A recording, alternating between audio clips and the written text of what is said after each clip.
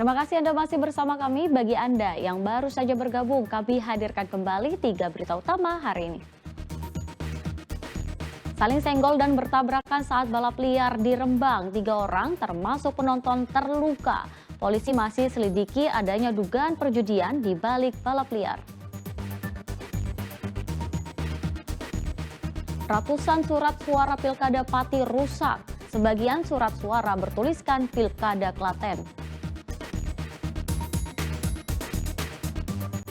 Sindikat pencuri mobil yang sudah berulang kali beraksi di wilayah Pantura akhirnya ditangkap polisi.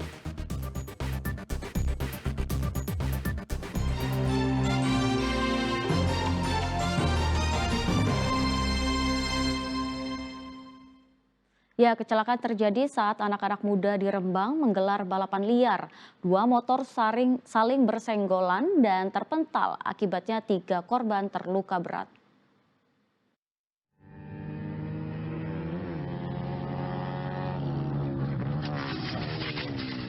Aksi balap liar para pemuda di Jalan Sumber Kaliori, Rembang berujung petaka. 2 pemuda beradu kecepatan dengan sepeda motornya tanpa mengenakan helm. Diduga salah satu remaja menabrak seorang penonton, kemudian keduanya saling tabrakan dan terpental. 3 korban yang terluka berat langsung dibawa ke rumah sakit. Dari hasil pemeriksaan dan olah TKP, aparat kepolisian menemukan sejumlah fakta dari kecelakaan. Polisi akan menyelidiki adakah indikasi judi dalam balapan liar itu. Menggunakan baju warna hitam. Kemudian lawannya sendiri, ini yang di sebelah kanan, posisi balap liarnya sebelah kanan. Korbannya, pelakunya itu menggunakan baju berwarna putih. Untuk kronologinya, pertama yang untuk Honda Mega Pro ini, ketika mau mencapai garis finish, dia melakukan atraksi. Kemudian oleng sempat menabrak penonton. Penonton dulu oleng, baru oleng ke kanan menabrak yang Yamaha MX King ini. Kemudian yang terpental itu yang ini yang menggunakan baju warna putih, terpental hingga kurang lebih 15-20 meter. Polisi memastikan akan memproses hukum para pelaku balap liar untuk memberikan efek jera. Sedang pelaku balap liar terancam hukuman 1 tahun penjara. Arif Nur melaporkan dari Rembang. Sindikat pencuri mobil yang biasa beraksi di wilayah Pantura Subang akhirnya dibekuk. Polisi menyita kendaraan dan peralatan yang digunakan pelaku saat mencuri mobil.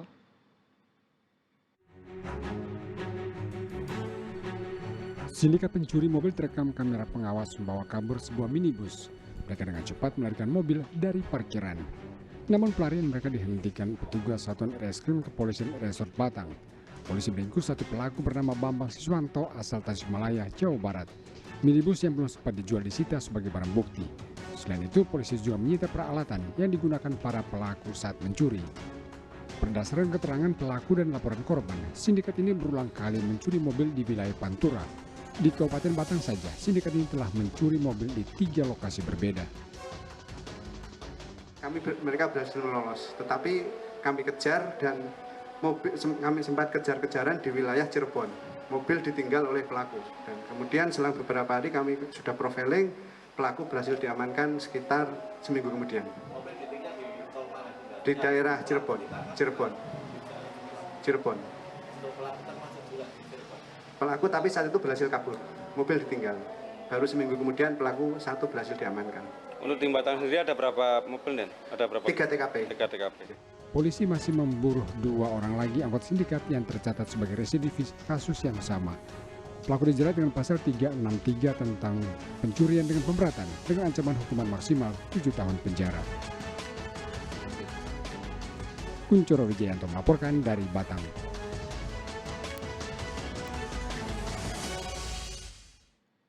Mengantisipasi judi online di lingkungan polisi, Polres Sragen melakukan razia ponsel dadakan kepada para anggotanya. Langkah ini guna memperkecil peluang anggota terlibat perjudian langsung maupun online.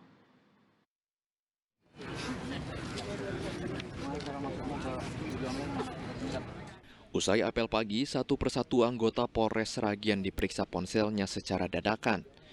Pengecekan ini bertujuan untuk menegakkan disiplin dan menjaga integritas anggota kepolisian dari keterlibatan judi online. Kapolres Sragen menegaskan bahwa keterlibatan dalam judi online dapat merusak citra polisi dan berdampak negatif bagi individu maupun institusi. Razia berkala dan dadakan ini guna memperkecil peluang anggota polisi terlibat perjudian. Kita melakukan operasi pemeriksaan sweeping. Yang kita antisipasi adalah di dalam handphone anggota itu adalah aplikasi judi online. Nah, itu tentu kita melakukannya. Kemudian dari hasil tadi kita tidak mendapati anggota yang menggunakan judi online. Jadi ini memperkecil peluang bagi anggota terlibat dalam perjudian baik darat maupun online. Sanksi berat siap diberikan jika anggota polisi kedapatan bermain judi online.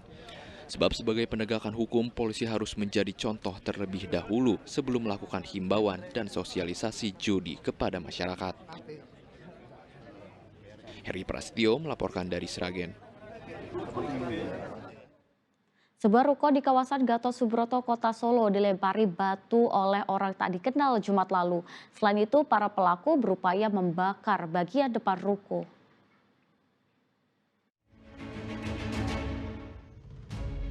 Dalam rekaman kamera pengawas terlihat 6 pengendara motor serta beberapa orang yang diboncengnya berhenti di sebuah ruko kawasan Gatot Subroto, Kota Solo Jumat pekan lalu. Tak lama berselang, para pengendara tersebut turun dan langsung melempari ruko dengan batu. Tak hanya itu, mereka juga melakukan aksi pembakaran sampah di depan ruko tersebut. Usai melihat kobaran api membesar, seluruh pelaku bergegas meninggalkan tempat kejadian. Kasus perusakan ruko tersebut mengundang perhatian Wakil Presiden Gibran Rakebuming Raka yang tengah menghabiskan akhir pekannya di kawasan Gatot Subroto, Kota Solo. Gibran mengatakan bahwa perangkat daerah harus bergotong royong agar aksi seperti ini tidak terjadi lagi. Ya, semoga kejadian ini tidak terjadi lagi dan saya minta tolong Kopimda, Pak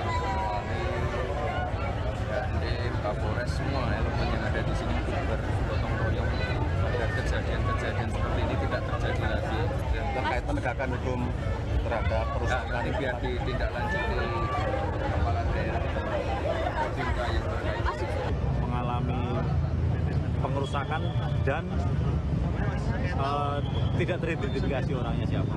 Sudah mengambil CCTV, kemudian kami cek juga di sepanjang jalur yang kita prediksi dilalui, kami masih melakukan penyelidikan terhadap pelaku-pelaku tersebut. Sementara kita mengidentifikasi ada 6 kendaraan bermotor dan 2 yang masing-masing kendaraan dinaiki oleh 2 orang. Polisi telah mengidentifikasi rekaman CCTV di sekitar lokasi.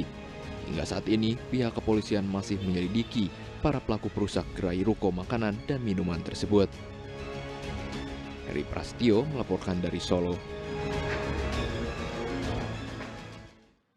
Belasan ton ikan nila siap panen di Keramba Jaring Apung, Waduk Cengklik, Boyolali mati mendadak. Diduga ikan-ikan ini kekurangan oksigen akibat cuaca ekstrim yang terjadi selama 2 hari terakhir. Pada mati. Ribuan ikan nila siap panen di Keramba Jaring Apung, Waduk Cengklik, Boyolali tiba-tiba mati mendadak pada Sabtu siang hingga Minggu. Ikan-ikan mengapung di sejumlah keramba kelompok nelayan. Para petani tidak bisa berbuat banyak. Mereka hanya bisa pasrah meski merugi hingga ratusan juta rupiah. Ikan-ikan mati setelah daerah ini dilanda cuaca ekstrim selama 2 hari terakhir. Diduga ikan-ikan ini kekurangan oksigen karena terlihat mulai meloncat-loncat sejak cuaca ekstrim terjadi. Menurut nelayan, fenomena matinya ikan biasa disebut upwelling atau naiknya massa air dasar waduk ke permukaan dengan membawa bajan beracun sisa pakan ikan. Akibat musim ini sekitar 12 ton ikan nila siap panen mati. Kerugian ditaksir mencapai 300 juta rupiah.